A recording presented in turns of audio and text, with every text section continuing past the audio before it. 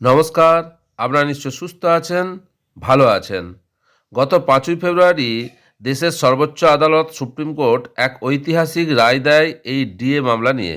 সেই রায়ে পরিষ্কার বলা হয়েছিল রাজ্য সরকারি কর্মীদের বকেয়া ডিএর 25% অবিলম্বে বা তাৎক্ষণিক প্রভাব, যেটা ইমিডিয়েট এফেক্ট দিয়ে মিটিয়ে দিতে হবে।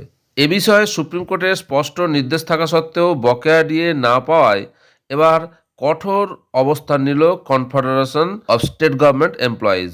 সংগঠনের সাধারণ সম্পাদক মলয় মুখোপাধ্যায় জানিয়েছেন যে রাজ্য প্রশাসনের শীর্ষ আধিকারিকদের বিরুদ্ধে এবার সরাসরি আইনি পদক্ষেপ গ্রহণ করা হয়েছে। মলয়বাবু জানান, আদালতের যে রায়, সেই রায়ের কপি 5ই ফেব্রুয়ারি বিকেলে রাজ্যের মুখ্য সচিব এবং অর্থ সচিবের দপ্তরে পৌঁছে দেওয়া হয়েছিল, যাতে সরকার দ্রুত ব্যবস্থা নিতে পারে। কিন্তু আদালতের যে বেঁধে দেওয়া সময়সীমা, তার মধ্যে সরকার এই বকেয়া মেটায়নি। কনফেডারেশনের পক্ষ থেকে নিয়ম মেনে 7 দিন অপেক্ষা করা হয়। এরপরও কোনো উত্তর না মেলায় 8ম দিনে রাজ্যের মুখ্য সচিব এবং অর্থ সচিবের কাছে আদালত অবমাননার notice, contempt of court notice পাঠানো হয়েছে। অর্থাৎ সুপ্রিম কোর্টের নির্দেশ অমান্য করার কারণে এবার প্রশাসনের শীর্ষকর্তাদের আইনি প্যাচে পড়তে হতে পারে।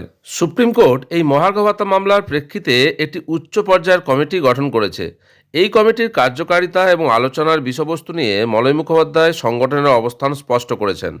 তিনি জানান, আলোচনার টেবিলে বসার আগে একটি প্রধান শর্ত পূরণ করতে হবে। যতক্ষণ না রাজ্য সরকার আদালতের নির্দেশ মেনে বকেয়া ডিএর 25% কর্মীদের অ্যাকাউন্টে প্রদান করছে, ততক্ষণ এই কমিটির অবশিষ্ট 75% বকেয়া নিয়ে সরকারের সাথে কোনো আলোচনায় বসবে না। রাজ্য সরকার নিজস্ব কমিটি গঠনের কথা ভাবলেও এই মুহূর্তে তাদের প্রধান কাজ হলো সর্বোচ্চ আদালতের রায়কে সম্মান জানিয়ে বকেয়া অর্থের একাংশ মিটিয়ে দেওয়া। মলয়বাবু শিক্ষক, কর্মচারী এবং অবসরপ্রাপ্ত পেনশন প্রাপকদের আশ্বস্ত করেছেন যে এই লড়াই থেকে সংগঠন এক চুলো সরবে না। সংগঠনের প্রধান লক্ষ্য হলো কর্মীদের হকের টাকা তাদের হাতে তুলে দেওয়া। এই দীর্ঘ আইনি লড়াইয়ে পাশে থাকার জন্য বিশিষ্ট আইনজীবী ফিরদৌস শামীম এবং অন্যান্য সহযোগীদের প্রতি কৃতজ্ঞতা প্রকাশ করা হয়েছে।